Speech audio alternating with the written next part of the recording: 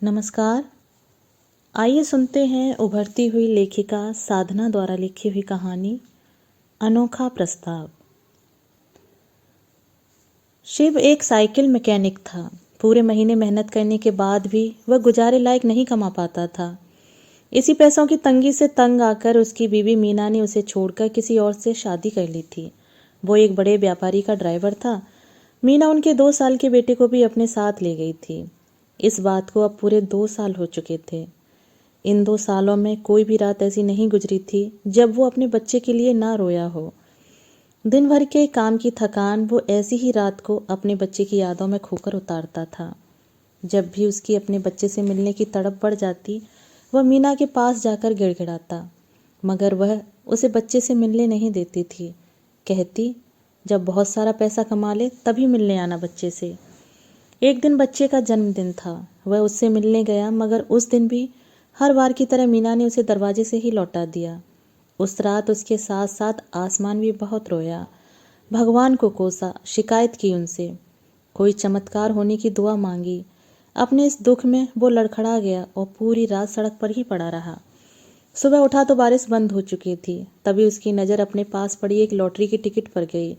उसे यह देखकर आश्चर्य हुआ कि पूरी रात बारिश होने के बावजूद टिकट एकदम सूखी थी। उसने जब टिकट के बारे में पूछताछ की तो उसे पता चला उसका परिणाम आज ही आना है। परिणाम आया और उसे 1 करोड़ की लॉटरी लग गई। वह सीधा भागते हुए मीना के पास गया। उसने मीना से कहा कि मैं तुम्हें अपने बेटे के बदले 20 लाख दूंगा। मीना के पति की नौकरी छूट गई थी। उसने इस डील के लिए हाँ कर दी। शिव अपने बेटे को अपने घर ले आया। उसके लिए उसने अपने छोटे से घर में एक अलग से कमरा तैयार कर दिया। ढेर सारे खिलौने, कपड़े, उसकी पसंद की तमाम चीज़ें उसे घर में जोड़ दी। बच्चा भी उससे जल्द ही हिल मिल गया। उसे ज़िंदगी अच्छी लगने लगी। फिर एक दिन उसने देखा कि मीना बच्चे के स्कूल खत्म होने के समय रोज़ उसके सामने आकर खड़ी होने लगी है। बच्चा उसे देखते ही उसके पास जाने को मचलने लगता है, माँ के लिए रोने लगता है। यह देखकर शिव मीना से बात करने गया। उसने मीना को और 10 लाख रुपए देने का प्रस्ताव दिया, जिसके बदले उसे स्कूल आना बंद करना होगा। मीना मान जाती है। शिव को फिर लगने लगता है कि अब सब ठीक हो गया, मगर कभी कुछ ठीक होता कहाँ है। कुछ दिन बाद वो देखता है कि मीना ठीक उसके घर के सामने वाले घर में आकर रहने लगी है और सारे दिन छज्जे पर खड़ी रहती है, जिसे देखकर बच्चा फिर उसके पास जाने की जिद करने लगता है।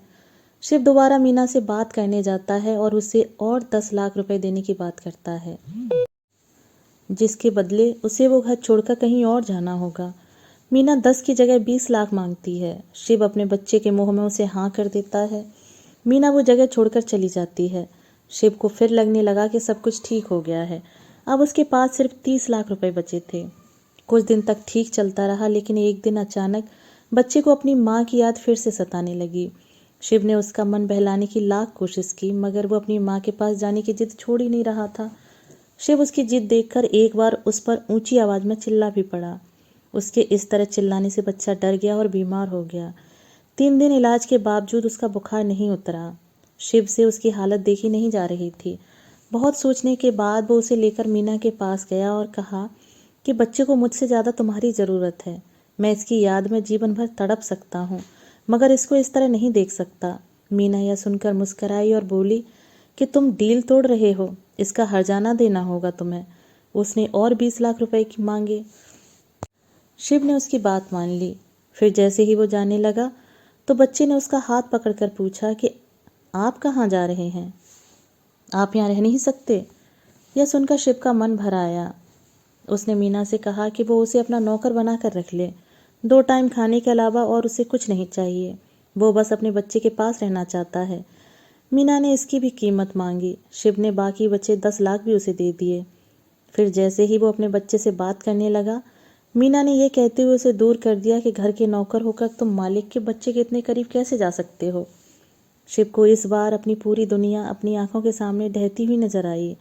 फिर जैसे ही वो मीना को कुछ सुनाने लगा, उसकी आंख खुल गई। रात को बारिश में भीगने के बाद कब वो घर आया, उसे कुछ याद ही नहीं था।